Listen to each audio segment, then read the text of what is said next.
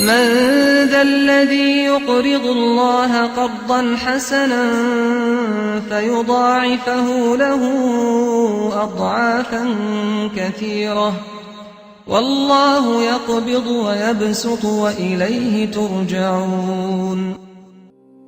بەناوی خوای بەخشندەی میهرەبان بە ڕێزان و خۆشەویستانی بەرنامەی بەخشین سەلام و ڕەحمەتی خوای گەورەتان لەسەر بێت. ئێمە لە شاری هەولێرین بۆ دابەشکردنی خۆراک و خواردەمەنی و ئازوقا کەوا لە ڕێگای دەوڵەمەندانەوە دراوە بە بەرنامەی بەخشین و بەرنامەی بەخشینیش بەدەستێکی ئەمانەت و پاچی دابەشی دەکات بەسەر هەژاران و نەداران و کەم دەرامەتانی ئەو شارە. بۆیە لە کۆی 3500 کارتۆن لە خواردن و خۆراک لە هەموو کوردستاندا نووسینگەکانی بەرنامەی بەخشین لە شوێنە جیاجیاکاندا هەر یەکە و بە ڕێژەیەک ئەو کۆمەک و هاوکاری و یارمەتی دابەش کرد بەسەر هەژاران و نەداران و فەقیرەکان. ئەمڕۆ لە شاری هەولێرین بۆ دابەشکردنی 200 کارتۆن لەو خواردن و خۆراک و پێداویستەی کەوا بەڕاستی بە بۆنەی مانجی ڕەمەزانەوە بەرنامەی بەخشین دابینی کردبوو لەو پرۆژە خێرخوازیەدا. بۆیە ئێوەی بەڕێزیش لەگەڵمان بن بۆ بینین و دابەشکردنی خۆراک و خواردەمەنیەکان.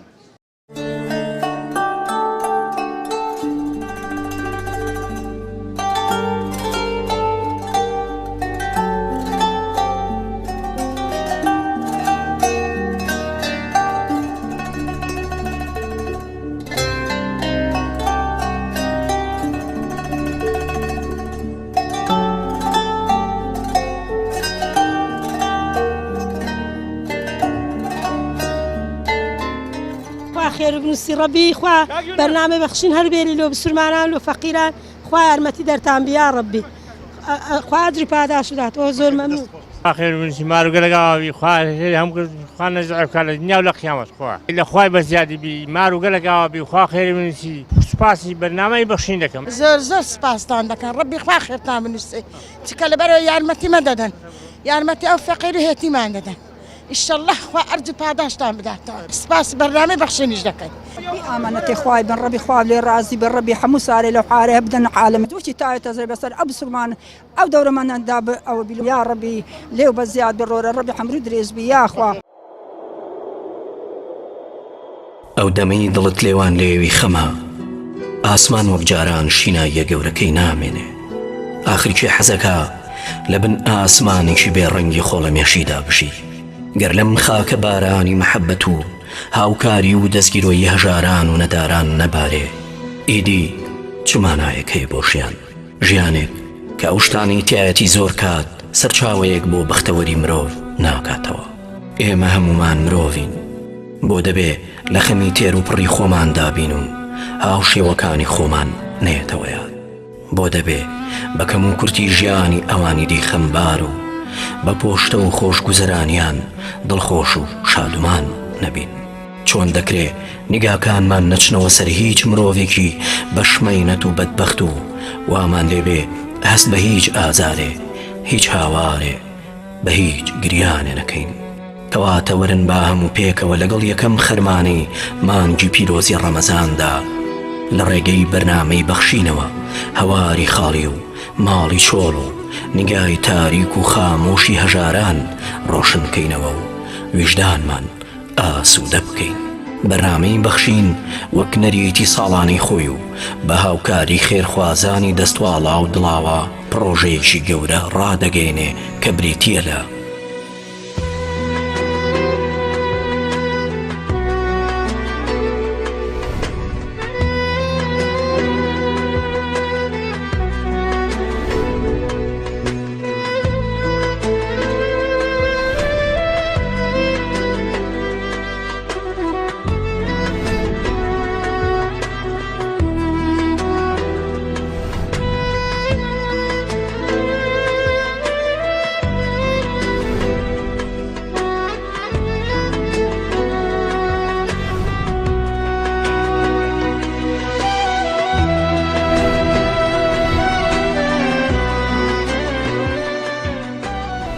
تۆی خێرخواز لەگەڵ ئێمە وەرە تا هەمومان پێکەوە پێکەنین و خەونی جوان بۆ ئەو بەندەرانە کێش بکەین کە زەمانێکە لە ژێر چەپۆکی بێمەروەتیدا دەگرین.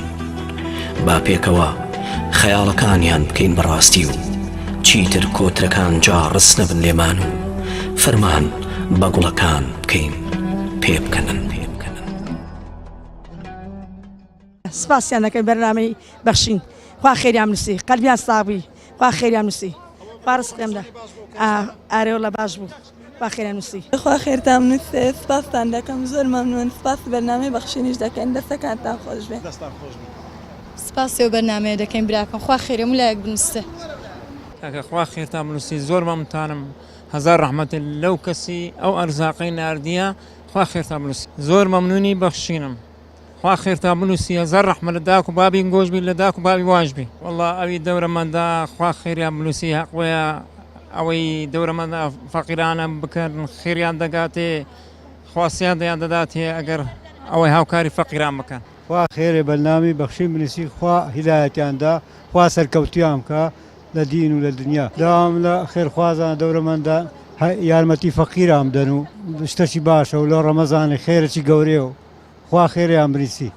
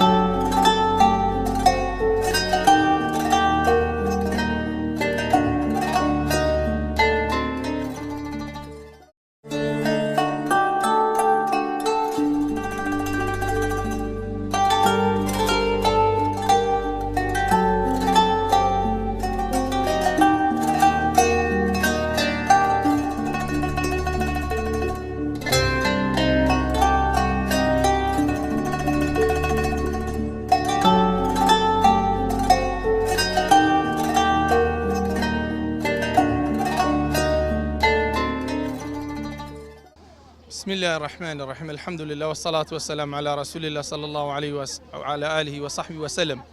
بەڕاستی زۆر خۆشحاڵم کاتێک دەبینم ئەوها بەرنامەی بەخشین کۆمەڵە خەڵکێکی زۆر یارمەتی دەدا. ئینشاء الله خوای گەورە موفقی دنیا و قیامەتیان دەکا. بەڕاستی ئێمە شاهدی شتەکانیانن کەوا خزمەتێکی یەکجار زۆریان بەو فەقیرانەدا کردووە.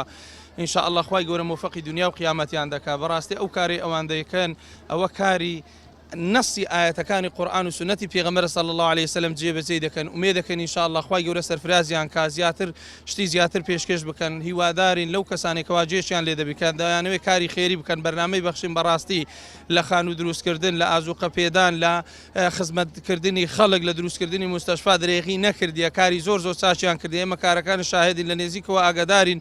بەڕاستی جێگەی دەستی ئەواندا دیارە. هیواداری خوای گەورە تەوفیقیان بدا لە دنیا و لە قیامەتدا و چاوەڕێی هیمەتی ئێوەشین. ئەو کەسانەی کەوا دەڵێن خێر پێ نازانین، ئەو کەسانی کەوا دەزانن فەقیر شارەزانینە، وەرە تەماشا ئەو فەقیرانەکە ئەو هەژارانە بکە کاتێک ئەو شتانە وەردەگرن چەند دڵیان پێخۆش دەبی. ئەوانە سەبەبی خێرەکەن، ئەوانە گەیەنەری خێرەکەن. بەڕاستی ئەوانەش وەکو ئێوەدا خێریان پێدەگا ئومێدی خێرکردنیان هەیە. بێن یارمەتی ئەو جۆرە کەسانە بدەن. ئینشاء الله خوای گەورە هەموو لایەکان موفقی دنیا و قیامەت دەکا و ئومێ دەکەم ئینشاء الله لە جێگەی حوسن ظنی ئێمەشدا بن کە دەستێکی ئەمینە ئەو پاران و ئەو شتانەی کە ئێوە دەیبەخشن دەدرێت بەو فەقیر و بەو هەژارانەدا خوای گەورە هەر هەمومان لە هەژار و لە فەقیری دنیا و قیامەتدا نەجات دەدا یا رب العالمین. بەڕاستی داوایان لێ دەکەم کەوا ئەو کەسانی زەکاتیان هەیە، خێریان هەیە، دەیانەوێت خێر لە بۆ مردووەکانیان بکەن، دەیانەوێت خێر لە بۆ کەسەکانیان بکەن کە لە نزیکەوە لە دەستیان داوە، دەیانەوێت مردووەکانیان دڵخۆش بکەن بابێن لەو ڕەمەزانەدا کە باشترین خێر ئەجرترین خێر پێغەمبەر دەفەرمی صلی الله عليه وسلم لە مانجی ڕەمەزاندایە. بابێن ئەو خێرانە بگەینە دەست ئەو فەقیرانە، بگەینە دەست ئەو هەژارانە، ئەو یەتیمانە، ئەو بێوەژنانە، ئەو کەسانێک کەوا نەدارن، پیاویان نییە، معاشیان نییە، ڕاتبیان نییە، خەڵکێکی فەقیرن، خەڵکێکی نەدارن. بەڕاستی ئەو کەسانێک کەوا دەوڵەمەند تۆزێک ویزدانی خۆتان بجوولێنن، تۆزێک دەست لە باغەری خۆتانێن بێن یارمەتی ئەو هەژارانە بدەن، یارمەتی ئەو فەقیرانە بدەن. بەڕاستی ئەجر و پاداشتێکی زۆری دنیاوی و قیامەتیان هەیە. ئەوەندەیان بەستە فەقیرێک دەست بەرزکاتەوە برێ یا ڕەبی خوددایە ئەو کەسە بپارێزی کەوا یارمەتی ئەو فەقیرانە دەدا. ئەوەندەی بەستی برێ یا ڕەبی خوایە ئەگەر ئەو کەسە یارمەتی دایمەن نەخۆشە خوایە شیفای بدە، یا مردووی لێ مردووە خوایە لە مردووەکەی خۆشبی. واللهی خوای گەورە ئەو دوعایانێ ئەو هەمە دڵ دەکرێت ڕەتی ناکاتەوە ئینشاء الله. بەخشین خێرخوازانی خۆشەویست لە ڕێگەی ئەم ژمارە تەلەفۆنانەوە دەتوانن پەیوەندیمان پێوە بکەن و ببەخشن تا بەخشین بەردەوام بێت. بەخشین 0 960 11 0 960 961 0 950 723 25 55.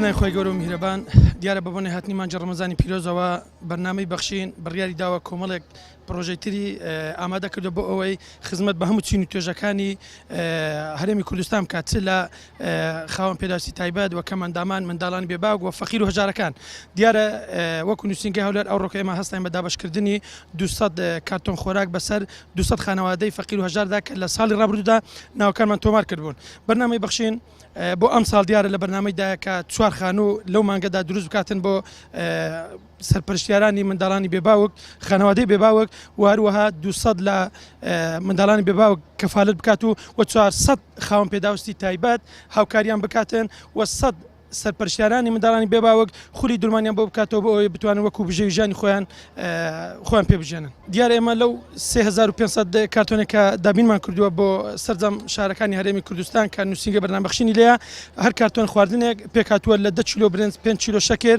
و 3 کیلۆ ڕون و 2 قوتی ئاو تەماتە و شەعریە و کشمیش و فاسۆلیا و کۆمەڵێک بابەتی تر دیارە ئەو خەڵکەی کە سەردانی ئێمە کردێ لە نووسینگەکانی بەرنامەی بەخشین لە تەواوی شارەکانی کوردستان هەموو چینی فەقیر و هەژارن و منداڵانی برن کەسی بێباوکن کە لە ساڵی ڕابردوو بە دەرەجای ساڵی ڕابردوودا ناوی خۆیان تۆمار کردو و ئێمە دوایەوەی کە بەداچوونمان کردیە و کە تەسفێمان کردووە ئێمڕۆکە ئێمە هەستیان بە دابەشکردنی تەواوی ئەو خەڵکانی کە ناوی خۆیان تۆمار کردو ئێمە لە نووسینگەی هەولێر ئەمڕۆ هەستیان بە دابەشکردنی 200 کارتۆن خواردن بەسەر 200 خانەوادەدا و لێرەشەوە دەمێ بەڕاستی سوپاسی هەموو خێرخوازان بکەین دیارە پرۆژەکانی بەرنامەی بەخشین بە هاوکاری خێرخوازانەوە دەبێت کە لە 8 ساڵی ڕابردوودا لە هەموو مانگەکانی ڕەمەزانان بەرنامەی بەخشین پرۆژەی هەبووە خزمەتی کردێ بە هەموو چین و توێژەکان بە کەمەندامان بە خاوەن پێداویستی تایبەت بە فەقیر و هەژارەکان دیارە ئەم ساڵیش بە هاوکاری خێرخوازان ئێمە بتوانین پرۆژەکانماندا سەرکەوتوو بین ئینشاءالله و سوپاسیان دەکەین کە ساڵانی ڕابردوودا هاوکارمان بن ئەم ساڵیش هاوکاری بەرنامەی بەخشین بکەن بۆ ئێمە بتوانین لە پرۆژەکانی تریشدا ئینشاءالله خەڵکی فەقیر و هەژار لێ سودمەند بن.